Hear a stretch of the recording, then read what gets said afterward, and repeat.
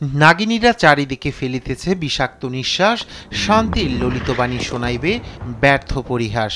বিশ্বকবি রবীন্দ্রনাথ ঠাকুরের এই সতর্কবাণী অক্ষরে অক্ষরে মিলে যাচ্ছে আজ। একদিকে সুন্দর শান্তিপূর্ণ পৃথিবী গড়ার কথা বলছেন বিশ্বনেতারা, অন্যদিকে বিপুল পরিমাণ অত্যাধুনিক অস্ত্র উৎপাদন করে একের পর এক দেশে যুদ্ধ বাঁধিয়ে হাজার হাজার মানুষকে প্রাণে মারার নিখুঁত পরিকল্পনা করছেন তারা।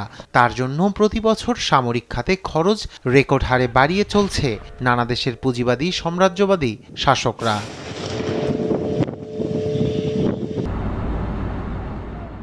আড়াই বছরের বেশি সময় ধরে যুদ্ধ চলছে ইউক্রেনে।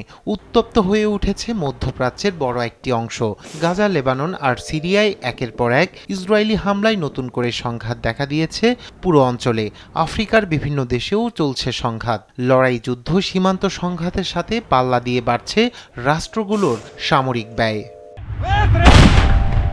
সামরিক খাতে সবচেয়ে বেশি খরচ করা দেশগুলোর একটি তালিকা করেছে গবেষণা প্রতিষ্ঠান Stockholm international piece research institute. সামরিক ব্যয় আর অস্ত্র বাণিজ্য বিষয়ে তথ্য সংগ্রহ করে এই প্রতিষ্ঠান।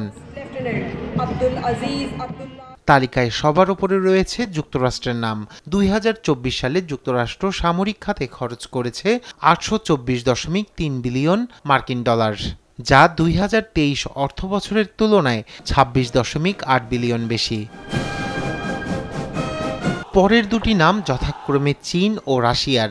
চীনের সামরিক খরচ 296 বিলিয়ন ডলার, আর ইউক্রেনের সঙ্গে যুদ্ধরত রাশিয়ার সামরিক খাতে 109 বিলিয়ন ডলার খরচ করেছে।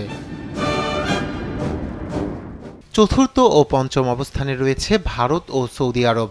বিশ্বের সামরিক দিক থেকে অন্যতম শক্তিশালী দেশ হিসেবে নিজেকে প্রতিষ্ঠিত করতে উঠে পড়ে লেগেছে ভারত। ভারতের সামরিক খরচ 83.6 বিলিয়ন ডলার, সৌদি আরবের 75.8 বিলিয়ন ডলার।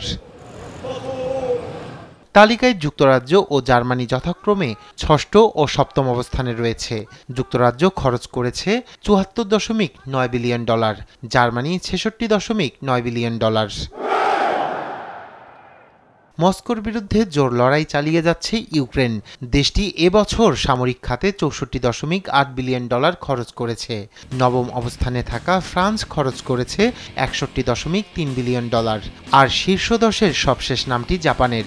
সামরিক খাতে 50.2 বিলিয়ন ডলার খরচ করেছে দেশটি। সামরিক শক্তি পর্যবেক্ষক প্রতিষ্ঠান গ্লোবাল ফায়ার পাওয়ারের এবারের তৈরি করা তালিকায় স্থান পায় সর্বমোট 145টি দেশ। তালিকা অনুযায়ী চলতি বছর সামরিক শক্তিতে শীর্ষ দেশ হিসেবে ছিল মার্কিন যুক্তরাষ্ট্র।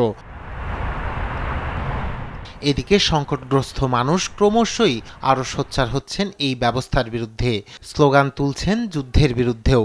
শাসকরা একদিকে অন্য দেশের ওপর তাদের আধিপত্য বজায় রাখতে এবং পুঁজিবাদী বাজারকে কিছুটা হলেও চাঙ্গা করতে পুঁজি করছে অস্ত্রকে, ফলে পুঁজিবাদী অর্থনীতির অনিবার্য পরিণাম যুদ্ধ। বিশ্বের বিভিন্ন দেশের বর্তমান পরিস্থিতি অস্থিতিশীল হওয়ায় তৃতীয় বিশ্বযুদ্ধের আশঙ্কা করছেন আন্তর্জাতিক বিশ্লেষকরা। রায়হান কবির শুভ্র, নিউজ ডেস্ক, দেশ টিভি।